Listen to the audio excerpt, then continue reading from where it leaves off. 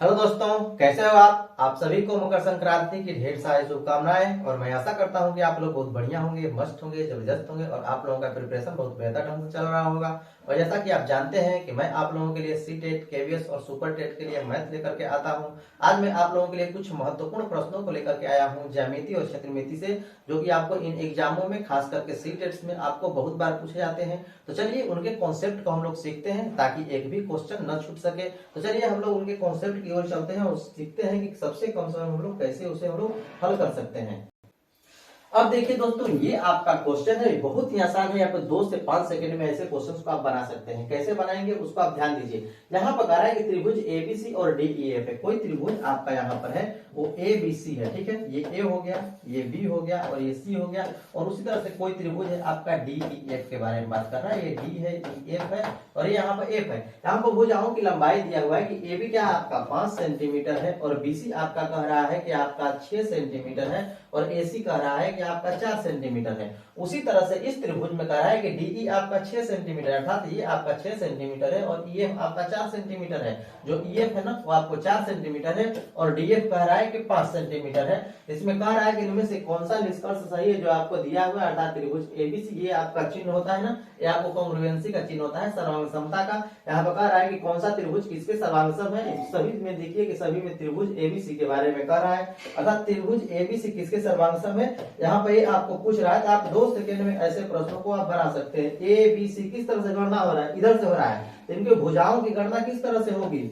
इसके रास्ते में क्या पढ़ रहे हैं, 5 पढ़ रहा है, 6 पढ़ रहा है, उसके बाद 4 पढ़ रहा है। उसी तरह से इसी त्रिभुज को, इस त्रिभुज में हम लोग वही काम करेंगे। उसमें हम लोग गणना कैसे करेंगे, 5 6 4 की ओर। 5 के बाद 6 आएगा और 6 के बाद 4 आएगा, अर्थात इसकी गणना किस तरह से होगी, किस तरह से होगी। तो ये त्रिभुज क्या कहलाएगा, F D E, F D E, अर्थात जो त्रिभुज ए बी सी है, ए बी सी है जो त्रिभुज, वो आपको एफ डी ई के सर्वांगसम होगा। एफ डी ई के आपको सर्वांगसम होगा, एफ डी ई के सर्वांगसम होगा। तो एफ डी ई कौन सा ऑप्शन है, A B C F D E, F D E, अर्थात ऑप्शन नंबर 4, और यही इसका सही आंसर हो जाएगा। मैं आशा करता हूं कि जब भी ऐसा क्वेश्चन आपको मिलेगा तो आप इस तरह से आसानी से इसे बना सकते हैं।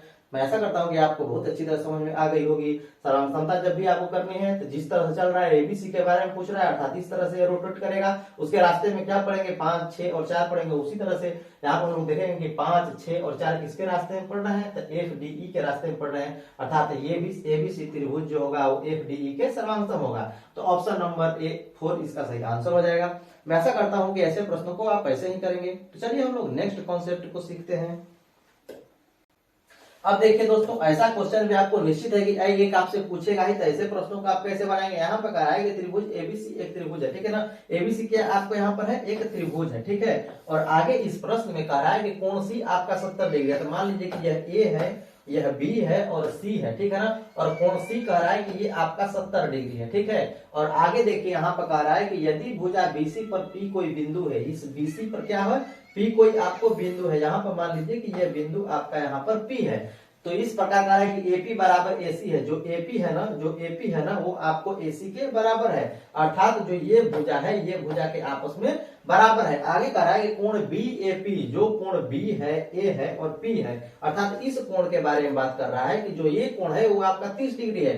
जो ये वाला कोण है ना वो आपका यहाँ पर 30 डिग्री है। तो कोण बी के बारे में पूछ रहा है कि ये कोण क्या होगा, ये जो कोण है ना इसके बारे में पूछ रहा है क्या होगा। आप आसानी से ऐसे प्रश्नों को बना सकते हैं। कैसे बनाइएगा उसी को आप ध्यान में देखिए। यहाँ पर ध्यान दीजिए, ये त्रिभुज, इस त्रिभुज के बारे में हम लोग बात करें, किसके, एपीसी के बारे में बात करें। त्रिभुज एपीसी के बारे में बात करें तो ये क्या आपको दिख रहा है, समद्विबाहु त्रिभुज दिख रहा है। ये भुजा बराबर है तो क्या हुआ, समद्विबाहु त्रिभुज हुआ। तो समद्विबाहु त्रिभुज के बेस के कोण क्या होते हैं, समान होते हैं। बराबर भुजाओं के बेस वाले जो कोण होते हैं ना वो समान होते हैं, अर्थात यदि ये 70 डिग्री है तो ये कोण भी आपका क्या हो जाएगा, 70 हो जाएगा।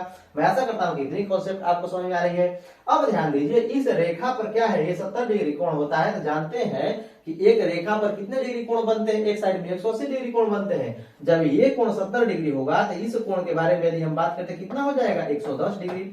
मैं ऐसा करता हूँ कि ये भी बात आपको समझ में आ रही है। अब ध्यान दीजिए, ये 110 डिग्री हुआ, ये दिया हुआ है कि 30 डिग्री हुआ, तो ये कितना होगा, तो इनको जोड़ करके 180 में से घटा दीजिए, पता चल जाएगा। अर्थात जो कोण बी के बारे में यदि हम लोग बात करें कि कोण बी कितना होगा, तो 180 में से आप घटा दीजिए कितना, 110 और प्लस 30 अर्थात 140 डिग्री घटा दीजिएगा। कितना आएगा, 40 डिग्री। तो 40 कौन सा ऑप्शन में है, ऑप्शन नंबर 4 है, और यही इसका सही आंसर हो जाएगा। मैं ऐसा करता हूं कि ऐसे प्रश्न आपको त्रिभुज में मिलेंगे तो आप आसानी से बना लेंगे। चलिए हम लोग नेक्स्ट कॉन्सेप्ट को सीखते हैं। अभी कहीं जाइएगा नहीं, अभी आपको बहुत सारे महत्वपूर्ण प्रश्नों को मैं आपको करवाने वाला हूं, जो कि इस एग्जाम में आपको बार बार पूछे जा रहे हैं। अब देखिए दोस्तों, ये आपका क्वेश्चन है, यहाँ पर दिया हुआ है कि चतुर्भुज आपका एबीसीडी है। तो मान लीजिए कि यह कोई आपको चतुर्भुज एबीसीडी है, ठीक है, ये आपका चतुर्भुज एबीसीडी है, इनका नाम हम लोग रख देते हैं ए बी सी और डी। यहाँ पर कह रहा है कि जो ए बी है ना वो बराबर है एडी के, अर्थात जो ए बी है वो बराबर है एडी के, अर्थात ये भुजाएं आपस में क्या है, बराबर हैं। आगे कह रहा है कि डीसी जो है बराबर है बीसी के, जो डीसी है ना वो आपको बराबर है बीसी के, अर्थात ये भुजाएं आपस में क्या है, आपको बराबर है। तो इसमें पूछ रहा है कि निम्नलिखित में से कौन सा कथन सत्य है, ये आपको यहाँ पर बताना है। और सभी में आपको विकर्ण दिया हुआ है, तो इसका आपको विकर्ण खींचना पड़ेगा। इसका आप ये विकर्ण खींच लिए, ठीक है, इसका आप क्या किए, विकर्ण खींच लिए। तो यहाँ पर ध्यान दीजिए, यहाँ पर जो है ना आपको ऑप्शन में दिया हुआ है कि विकर्ण क्या परस्पर समद्विभाजित करेंगे, एक दूसरे को समद्विभाजित परस्पर कर सकते हैं क्या। ध्यान दीजिए यहाँ पर क्यों कर सकते हैं और क्यों नहीं कर सकते उसके बारे में विचार कीजिए।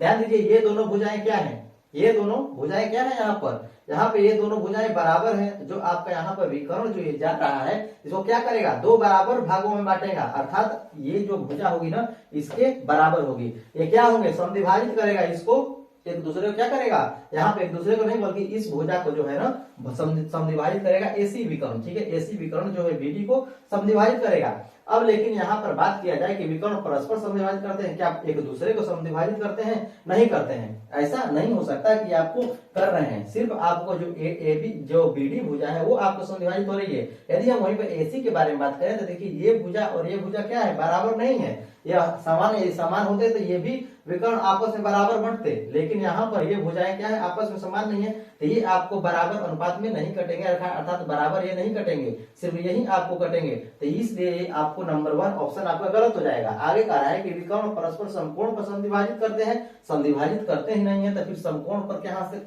बात आ गई, तो ऑप्शन नंबर यहाँ पर 2 भी गलत हो जाएगा। विकर्ण परस्पर लंब है, हाँ विकर्ण परस्पर क्या है, यहाँ पर लंब है, विकर्ण परस्पर एक दूसरे पर लंब है, ठीक है, तो एक दूसरे पर यहाँ पर लंब है और बीडीओ क्या कर रहे हैं, समद्विभाजित अर्थात बराबर भागों में बांट रहे हैं। तो ऑप्शन नंबर 3 इसका सही आंसर हो जाएगा। आगे कह रहा है कि विकर्ण परस्पर लंब और बराबर है, ऐसा भी नहीं है, यहाँ पर भुजाएं क्या है, सबकी अलग अलग है, इसलिए ये कहना उचित नहीं होगा कि विकर्ण क्या है, आपको परस्पर बराबर है, लंब तो है लेकिन बराबर नहीं है। तो ऑप्शन नंबर 4 भी क्या हो जाएगा, इसका गलत हो जाएगा। मैं ऐसा करता हूं कि ये भी कॉन्सेप्ट आपको समझ में आ गई होगी। चलिए हम नेक्स्ट कॉन्सेप्ट की ओर चलते हैं। अब देखिए दोस्तों, ये आपका क्वेश्चन है, यहाँ पर कह रहा है कि पूरक कोणों के एक युग्म में एक कोण दूसरे कोण का 2/3 है। तो मान लिया जाए कि यहाँ पर जो एक कोण है अर्थात पहला कोण है वो क्या है, आपको x है, तो दूसरे कोण के बारे में बात किया जाए, दूसरे कोण के यदि हम लोग बारे में बात करें तो क्या है, 2/3 है, अर्थात ये 2x बटा के 3 हो जाएगा। तो इसमें बड़ा कोण क्या हुआ, x इससे बड़ा हो जाएगा, और इसमें छोटा कोण के बारे में बात करें तो ये आपको यहाँ पर छोटा कोण हो जाएगा, ठीक है। आगे इसमें कह रहा है कि छोटे कोण का संपूरक क्या है, यहाँ पर आपसे पूछ रहा है। आप जानते हैं कि पूरक कोण क्या होते हैं, यहाँ पर कह रहा है कि पूरक कोणों का युग्म, ठीक है ना, तो ये और ये दोनों कोण क्या है, एक दूसरे के पूरक हैं। तो आप जानते हैं कि पूरक कोणों का योग कितना होता है, पूरक का योग, पूरक का योग आपको यहाँ पर होता है 90 डिग्री। पूरक कोणों का योग जो होता है वो आपको 90 डिग्री होता है, इतना तो बात आप जानते हैं ना।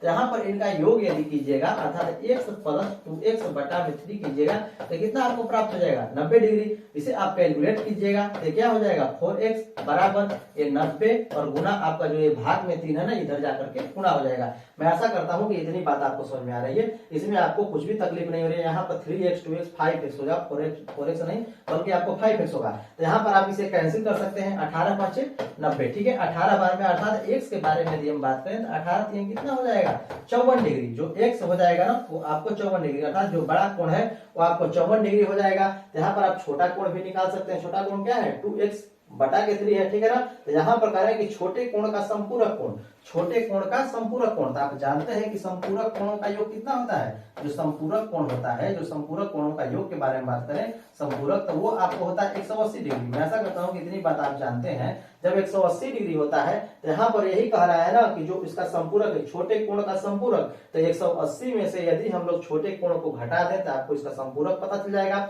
अर्थात संपूरक के बारे में बात करें, जो छोटे कोण का संपूरक कितना हो जाएगा 180 और माइनस छोटा कोण, तो छोटा कोण कितना है 2x बटा के 3 है छोटा कोण। तो यहाँ पर आप इसे कैलकुलेट कर सकते हैं, 180 माइनस 2x बटा के 3, तो यहाँ पर आप इसका वैल्यू रख दीजिएगा, यहाँ पर वैल्यू रख दीजिएगा, तो 2x, x का वैल्यू आपका 54 डिग्री और बटा के 3 हो जाएगा, 18 3 कितना हो जाएगा आपका 54 हो जाएगा, ये आपको 18 हो गया। अब यहाँ पर 18 दुना के 36 हो जाएगा, 180 में से 36 को यदि आप घटा देते हैं तो कितना होगा 144 डिग्री होगा। 144 डिग्री अर्थात जो संपूरक कोण है दूसरे कोण का, अर्थात छोटे कोण का जो संपूरक कोण है वो कितना हो जाएगा 144 डिग्री। ऑप्शन नंबर ए इसका सही आंसर हो जाएगा। मैं ऐसा करता हूं कि ये भी कॉन्सेप्ट आपको बहुत ही आसानी समझ में आ गया होगा, इसमें आपको कोई तकलीफ नहीं हुई होगी। चलिए हम लोग नेक्स्ट कॉन्सेप्ट की ओर चलते हैं, अभी बनिए रहिएगा अंत तक क्योंकि बहुत ही महत्वपूर्ण क्वेश्चंस आने वाले हैं। अब देखिए दोस्तों, उस तरह से ये आपका क्वेश्चन है, यहाँ पर कह रहा है किसी त्रिभुज का आधार और संगत क्षेत्रफल। यदि हम लोग इस त्रिभुज के बारे में बात करें कि ये आपका त्रिभुज है, ठीक है ना, और यहाँ पर कह रहा है आधार, ठीक है ना, आधार, और यहाँ पर इसके संगत शीर्षलंब के बारे में बात कर रहा है, और इनका अनुपात दिया है कि 5:3 है, जो इनका अनुपात है अर्थात आधार और इनका शीर्षलंब का जो अनुपात है ना वो आपको 5:3 है। तो अनुपातिक राशि को हम लोग मान लेते हैं कि 5x और 3x, ठीक है ना, ये आपका 3x हो गया और ये आपका 5x हो गया। आगे यहाँ पर कह रहा है कि यदि इसका क्षेत्रफल 120 वर्ग सेंटीमीटर है, इस त्रिभुज के क्षेत्रफल के बारे में बात किया जाए तो आप जानते हैं कि त्रिभुज का क्षेत्रफल क्या होता है, आप जानते हैं कि त्रिभुज का क्षेत्रफल 1/2 आधार गुणा शीर्षलंब होता है, और आधार इसका 5x हो जाएगा और शीर्षलंब कितना हो जाएगा आपको 3x हो जाएगा। मैं ऐसा करता हूँ कि इतनी बात आपको समझ में आ रही है, और क्षेत्रफल आपका दिया हुआ है कि क्षेत्रफल आपका 120 है, ठीक है। तो यहाँ पर जो है ये 1/2 और गुना 5 के आपका यहाँ पर 15x हो जाएगा। मैं ऐसा करता हूँ कि इतनी बात आपको समझ में आ रही है, इसमें कोई तकलीफ आपको नहीं हो रही होगी। यहाँ पर आप ध्यान दीजिए, ये x स्क्वायर हो जाएगा, 15 से आप कैंसिल कर सकते हैं 8 बार में, ठीक है। यहाँ पर जो 2 है भाग में इधर जाकर के गुणा हो जाएगा, अर्थात x स्क्वायर के बारे में यदि हम बात करें तो 16 हो जाएगा। तो यहाँ से आप x का वैल्यू निकाल सकते हैं, x बराबर कितना हो जाएगा +-4। तो यहाँ पर x क्या है, भुजाएं है, तो भुजाएं नेगेटिव नहीं हो सकती, इसलिए हम लोग यहाँ पर क्या लेंगे, x का वैल्यू जो होगा ना वो पॉजिटिव लेंगे, अर्थात x बराबर आपका 4 हो जाएगा। यहाँ पर देखिए प्रश्न में कह क्या रहा है, प्रश्न कह रहा है कि तो वह शीर्षलंब है, इस शीर्षलंब के बारे में पूछ रहा है कि वह शीर्षलंब कितना है। तो यदि x का वैल्यू आपको 4 प्राप्त हो गया तो यहाँ पर आप 3x का वैल्यू नहीं निकाल सकते हैं, 3 गुना 4 अर्थात उसका शीर्षलंब कितना है 12 है। तो ऑप्शन नंबर 2 इसका सही आंसर हो जाएगा। मैं ऐसा करता हूँ कि ये भी कॉन्सेप्ट आपको आसानी समझ में आ गया होगा, इसमें भी कोई आपको तकलीफ नहीं हुई होगी। तो चलिए हम लोग नेक्स्ट क्वेश्चन की ओर चलते हैं और उनके कॉन्सेप्ट को सीखते हैं। अब देखिए दोस्तों, ये आपका क्वेश्चन है, कह रहा है किसी समलंब का क्षेत्रफल आपको यहाँ पर दिया हुआ है, ठीक है ना, और उनके समांतर भुजाओं के बीच की दूरी आपको दी हुई है कि 35। मान लिया जाए कि ये आपको समलंब चतुर्भुज है और यहाँ पर आपको दिया हुआ है कि इनके बीच की दूरी आपको कितनी है, यहाँ पर 35 है, और आगे इसमें कह रहा है कि जो समांतर भुजाओं का जो है ना अनुपात आपको 5:8 के अनुपात में आपको दिया हुआ है। तो समांतर भुजाओं में से बड़ी भुजा की लंबाई आपको कितनी होगी, यहाँ पर ये पूछ रहा है। जब भी अनुपातिक राशि निकालना हो तो उसे आप x मान लीजिए, अर्थात 5x 8x। तो ये सबसे बड़ी भुजा क्या है 8x है, तो 8x के बारे में पूछ रहा है कि 8x की लंबाई कितनी होगी। तो आप जानते हैं कि जो समलंब का क्षेत्रफल होता है, समलंब का आपका जो क्षेत्रफल होता है वो कितना होता है, जानते हैं कि 1/2 समांतर भुजाओं का योग गुना शीर्षलंब। तो समांतर भुजाएं कितनी है 5x और 8x है, अर्थात 5x और 8x का योग, ठीक है, और गुना आपका शीर्षलंब, शीर्षलंब कितना है आपको 35 है, तो 35 आपका यहाँ पर हो गया। मैं ऐसा करता हूँ कितनी बात आपको समझ में आ रही है। अब यहाँ पर जो समलंब का क्षेत्रफल आपको दिया हुआ है कि आपको 2275 है, ये कितना आपको 2275 है, और यहाँ पर एक आपका हो जाएगा, ठीक है, 1/2 हो जाएगा और गुना 8 5 13 हो जाएगा और गुना आपका 35 हो जाएगा। इसे आप कैंसिल कर सकते हैं, इसे आप कैंसिल कीजिएगा तो ये आपका 65 बार में चला जाएगा, ठीक है, ये आपका 65 बार में पूरा का पूरा कट जाएगा, और ये आपका 13 5 65, ये 65 भी आपका 13 से 5 बार में चला जाएगा। अर्थात यदि हम लोग बात करें यहाँ पर x की, ये आपको 13x था ना, यहाँ पर x अभी गुणा होगा इसमें, तो 13x की 13x था, तो यहाँ पर सिर्फ x बचेगा, तो x की वैल्यू कितना हो जाएगा, ये 2 भाग में है ना, इधर जाकर के आपको गुणा हो जाएगा, इसलिए x की वैल्यू आप यहाँ से आसानी से निकाल सकते हैं कि आपको 10 है। जब x की वैल्यू आपको पता चल गई कि 10 है, तो आपको 8x के बारे में ही ना निकालना था। तो 8x कितना हो जाएगा, 10 में 8 से गुणा हो जाएगा, अर्थात जो इसकी एक भुजा है कितनी है, 80 सेंटीमीटर है। तो ऑप्शन नंबर 3 इसका सही आंसर हो जाएगा। मैं ऐसा करता हूं कि इतनी बात आपको समझ में आ रही है, इसमें कोई भी तकलीफ नहीं हुआ है। यहाँ पर ध्यान दीजिए, यहाँ पर जो समलंब का क्षेत्रफल आप जानते हैं कि 1/2 समांतर भुजाओं का योग गुणा शीर्ष लंब होता है, ठीक है। और उन्हीं को हमने पुट किया है। समांतर भुजाएं क्या है, 5x है और 8x है, और उनको हम लोग कैलकुलेट करके x का वैल्यू निकाल लिए हैं, x का वैल्यू निकाल कर इसमें पुट कर दिए हैं, और इसकी एक भुजा जो सबसे बड़ी है वो आपको पता चल गई। तो मैं ऐसा करता हूँ कि आपको बहुत ही आसानी समझ में आ गया है, इसमें कोई तकलीफ आपको नहीं हुई होगी। चलिए हम लोग नेक्स्ट कॉन्सेप्ट की ओर चलते हैं। अब देखिए दोस्तों, ये आपका क्वेश्चन है, बहुत ही आसान क्वेश्चन है, और ये आपको पूछ रहा है कि यहाँ पर जो इसका है ना उसके आधार का परिमाप आपको पूछ रहा है। तो ध्यान दीजिए, यहाँ पर किसी टंकी के बारे में बात कर रहा है कि इस तरह का कोई आपको टंकी है और इसकी ऊंचाई आपको दिया हुआ है और आयतन दिया हुआ है कि आपको 1760 और बटा के साथ है, और ऊंचाई आपका दिया हुआ है कि 3.2 मीटर है, ठीक है ना। तो यहाँ पर पूछ रहा है कि जो इसकी आधार है ना, आधार का परिमाप क्या होगा, ये आपसे पूछ रहा है। तो आधार का परिमाप निकालने के लिए आपको त्रिज्या की जरूरत होगी, और त्रिज्या आपको पता है नहीं। तो यहाँ पर जो बेलनाकार टंकी है, तो उसका यदि आयतन के बारे में बात करें तो आपको दिया हुआ है। तो आयतन आप जानते हैं कि पाई आर स्क्वायर एच होता है, ठीक है ना। और आयतन आपको यहाँ पर दिया हुआ है कि ये 1760 है और बटा के आपका 7 है, ठीक है। यहाँ पर इसका वैल्यू पुट किए, जो आपको पता है, तो ये आपको हो जाएगा 22 बटा के 7, और गुना आपको आर स्क्वायर, आर के बारे में निकालना है, और एच आपको दिया हुआ है कि 3.2 है, और ये बराबर है आपको 1760 के। मैं ऐसा करता हूं कि इतनी बात आपको समझ में आ रही है। अब ध्यान दीजिए, यहाँ इससे आप कैंसिल करा सकते हैं, 22 से 1700 यहाँ पर जो है इसको कैंसिल करा सकते हैं 8 बार में, अर्थात 80 बार में टोटल का टोटल आपको कट जाएगा।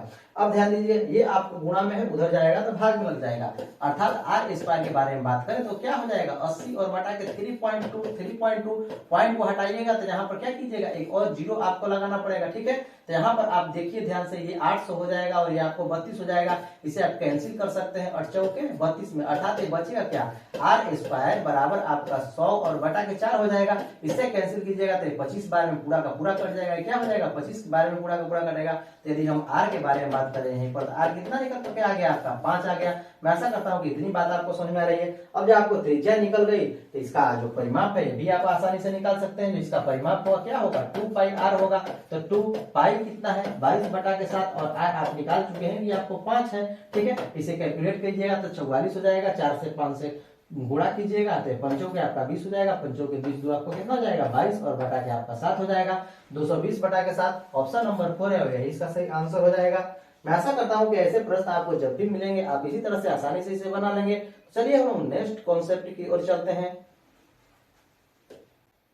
अब देखिए दोस्तों, ये आपका क्वेश्चन है और यहाँ पर कह रहा है किसी वस्तु का अंकित मूल्य 625 रुपए है, अर्थात उसके अंकित मूल्य के बारे में बात किया जाए। अंकित मूल्य अर्थात उस पर कोई पैकेट में है वस्तु, उसका कीमत दिया हुआ है कि उस पर 625 रुपए, ठीक है ना। उसका जो कीमत दिया हुआ है 625 रुपए है, और कह रहा है कि एक दुकानदार इस वस्तु को अंकित मूल्य पर 10% बट्टा देकर के बेचता है। 10% बट्टा देकर बेचने का अर्थ क्या हुआ कि 10% उठ के अवमूल्यन करता है, अर्थात 10% घटा करके बेचता है। तो यहाँ पर यदि हम लोग बात करें इसके विक्रय मूल्य की, यदि हम लोग इसके विक्रय मूल्य के बारे में बात करें कि विक्रय मूल्य इसका क्या होगा, तो यहाँ पर ध्यान दीजिए, ये 625 क्या है, अपने आप हमें 100% है, और ये बेचता है क्या, 10% घटाकर, अर्थात विक्रय मूल्य के यदि प्रतिशत के बारे में बात करें तो आपका 90% होगा, ठीक है ना। मैं ऐसा करता हूँ कि इतनी बात आपको समझ में आ रही है। अब ध्यान दीजिए, यदि यहाँ पर विक्रय मूल्य आपको 90% हो गया, अर्थात इसकी राशि के बारे में बात करें कि विक्रय मूल्य होगा क्या, विक्रय मूल्य के बारे में यदि हम लोग बात करें, विक्रय मूल्य के बारे में यदि हम लोग बात करें तो क्या हो जाएगा, 625 का 90% इसका विक्रय मूल्य होगा, ठीक है ना। 90% करने का तो 90 बटा के 100। तो आपको यहाँ पर निकालना क्या है, आपको क्रय मूल्य निकालना है। क्या निकालना है आपको, क्रय मूल्य। तो यदि आपको यहाँ पर कोई भी चीज निकालना हो, ठीक है ना, तो उसके लिए कुछ नहीं करना है, वैल्यू लिखना है, जो आपको वैल्यू है और उसका परसेंटेज नीचे लिखना है, वैल्यू और वैल्यू का परसेंटेज आपको नीचे लिखना है, ठीक है ना। और जो पूछा जाए उसके परसेंटेज से गुणा करा देना, ठीक है ना। जो पूछा जाए उसके परसेंटेज से आपको गुणा कराना है, पूछे गए के परसेंटेज से आपको यहाँ पर गुणा कर देना है, जो चाहिए वो आपको आसानी से निकल जाएगा।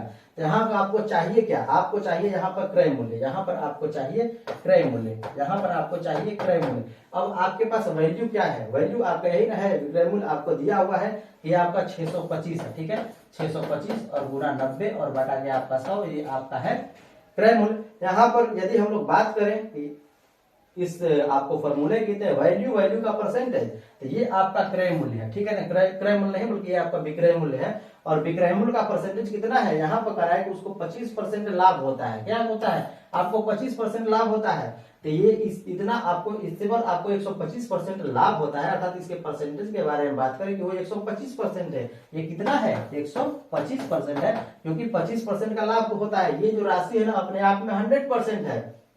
ये राशि जो है वो अपने आप में 100% नहीं बल्कि 125% है। क्यों 125% है, क्योंकि यहाँ पर जो कह रहा है प्रश्न में ना, कह रहा है कि यदि उसको 25% का लाभ होता है, अर्थात उसके पास इतना छोड़ने के बाद भी अवमूल्यन करता है, 90% राशि बच जाती है, फिर भी उसे क्या होता है, 25% का लाभ होता है। अर्थात ये जो राशि है ना, ये जो राशि है वो 125% है। ये क्या है, आपको 125% है। अब इस पर वो आपको क्या करता है, 25% का लाभ कमा रहा है इस पर। इसके यदि मूलधन के बारे में बात किया जाए, क्रय मूल्य के बारे में बात किया जाए, तो क्या होगा, वो 100% होगा।